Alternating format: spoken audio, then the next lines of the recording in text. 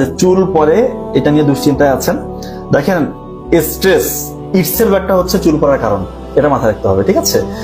যখন আমরা স্ট্রেসের মধ্যে থাকি তখন আমাদের শরীরের মধ্যে রক্তে কোলেস্টেরল লেভেলটা বেড়ে যায়। কোলেস্টেরল না, কর্টিসল হরমোন। কর্টিসল হরমোনটা যখন বেড়ে যায় তখন কিন্তু দেখা যায় যে কোনো কিছু ঠিকঠাক মতো চলে না। কর্টিসল হরমোন বাড়লে আমাদের যে চুলের যে ফলিকল, এটাকে আমাদের শরীরের অন্যান্য কোষরা শত্রু মনে করে, তখন সে তাদেরকে মেরে ফেলার চেষ্টা করে। এভাবে আপনি যখন দীর্ঘমেয়াদী স্ট্রেসের মধ্যে থাকবেন, মানে চুল পড়ে গেছে ঠিক আছে, এটা নিয়ে আপনি দুশ্চিন্তা করছেন, স্ট্রেসের মধ্যে যাচ্ছেন, কর্টিসল বাড়তেছে, আপনার নিজের চুলের যে ফলিকল এটাকে আপনার শরীরের অন্যান্য শত্রু মনে করতেছে, আরো বেশি চুল পড়বে। এটা নিয়ে স্ট্রেসের মধ্যে যাওয়া যাবে না। দুশ্চিন্তা মুক্ত থাকেন। চুল পড়া কমার 1 নাম্বার ওয়ে হচ্ছে রাতের ঘুমটা ইনশিওর হচ্ছে কিনা এটা দেখবেন। আপনার পানি পর্যাপ্ত পান করতেছেন কিনা এটা দেখেন। 2.5 থেকে 3 লিটার পানি সবার পান করা উচিত, তাদের কিডনি রোগ আছে সেটা ডিফারেন্ট, কিন্তু নর্মাল সুস্থ মানুষের অবশ্যই 2.5 থেকে 3 লিটার পানি পান করতে হবে।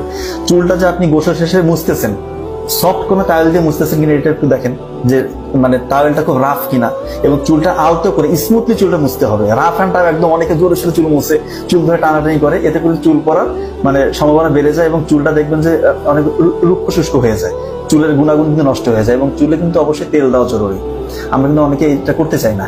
তো চুলে অবশ্যই আমরা চেষ্টা করবো খাঁটি নারকেল তেল দেওয়ার। হ্যাঁ, চুলটা তখন গোসল শেষ করে চুলটা যখন শুকিয়ে যাবে তখন চুলের স্কাল্পের মধ্যে আলতো মানে খুব অল্প সামান্য একটু তেল নিয়ে স্কাল্পের মধ্যে একটু ম্যাসাজ করবেন, এতে চুলের গোড়া মানে মজবুত হবে এবং চুলটা অনেক সতেজ হবে। কারণ চুলেরও কিন্তু পুষ্টির দরকার আছে। পানি যেমন পান করলেন, চুলকে যদি আপনি এই পর্যাপ্ত পরিমাণে তেলটা ঠিকঠাক মতো দিতে পারেন, চুল কিন্তু একদম গোড়া থেকে মজবুত হবে।